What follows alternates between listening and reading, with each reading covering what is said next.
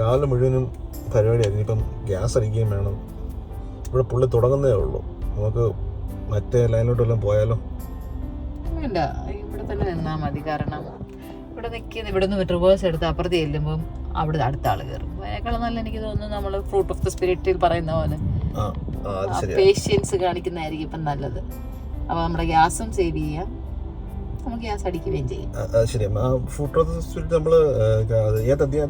ഗലാഷ്യൻസ് 5:22-23 I think so. അതിൽ പല കാര്യങ്ങൾ പറയുന്നുണ്ട്. പക്ഷെ നമുക്ക് ഇന്ന് അത് പ്രാക്ടീസ് ചെയ്യാം. പേഷ്യൻസ് നമുക്ക് പേഷ്യൻസോട് വെയിറ്റ് ചെയ്ത് ഇരിക്കുമ്പോൾ നമുക്ക് അതിൻ്റെതായ ഒരു ബ്യൂട്ടി ഉണ്ട്.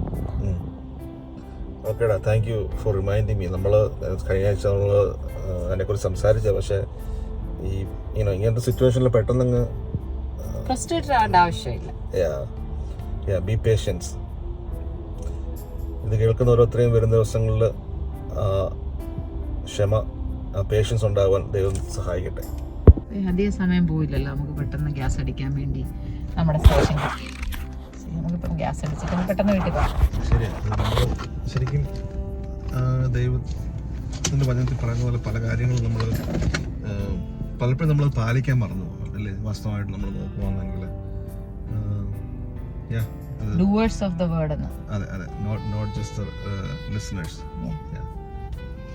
നമുക്ക് എന്നാ പോയി ഗ്യാസ് അടിക്കാം. ഓക്കെ, അതിന് എത്ര സമയം എടുക്കുമെന്ന് പറഞ്ഞു തീർന്നില്ല.